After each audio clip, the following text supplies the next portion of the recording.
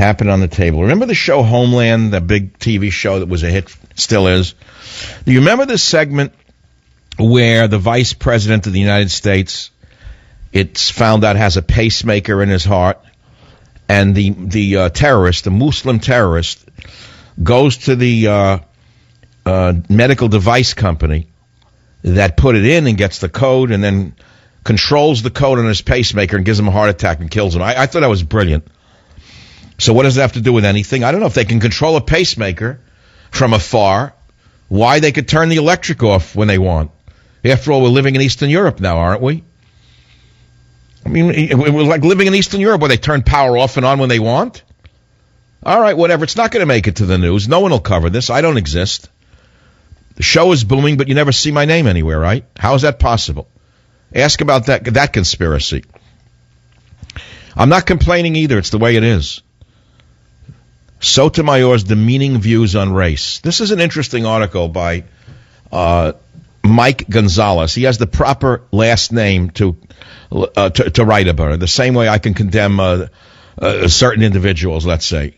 Sotomayor's demeaning views on race by Mike Gonzalez appeared this morning in the New York Post, and it's so brilliantly written. Mike Gonzalez is VP of Communications at the Heritage Foundation. His book on Hispanics, A Race for the Future, is due out in September. Anyway, he really rips it to pieces, as he should, because she's a nasty piece of work, way over her head. But I want you to hear a clip from the media that was put out by the Washington Free Beacon.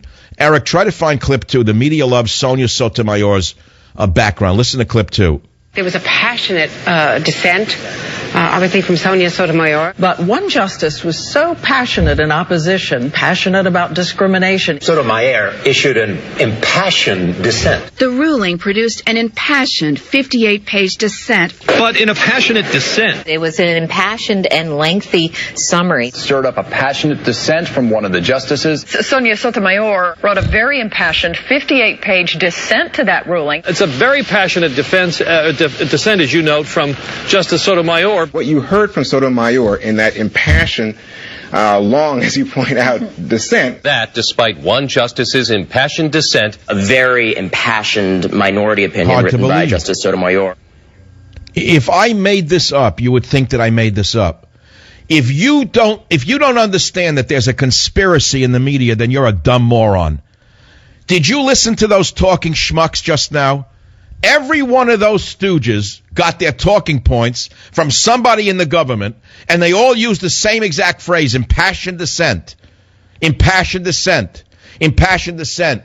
In order to support this clown Sotomayor with her stupid views on race. Her dissent was 64 pages long, which was longer than all of the 4 decisions by the Supreme Court justices who said the hell with affirmative action. Of course she's going to defend it. How else do you think she got where she is? Did you hear it or didn't you hear it? Shall I play it again so you can hear the word impassioned again? I bet your jaws are hanging out. I know mine was. I did not create this montage of these stooges. Play it again as we go out, Eric. Listen to this nonsense. There was a passionate dissent, obviously from Sonia Sotomayor. Andrea Mitchell. So passionate in opposition, Garbage passionate head. about discrimination. Yeah, passionate. Yeah, another one, ABC now. Dissent. Oh, you're all a bunch of lousy liars, all of liars, useless idiots. It was an impassioned and lengthy useless summary. Liar. Go take your Prozac, you useless Sonia garbage, Sotomayor wrote a very impassioned 58-page dissent to that ruling. It's a very passionate dissent, as you note, from Justice Sotomayor. Savage.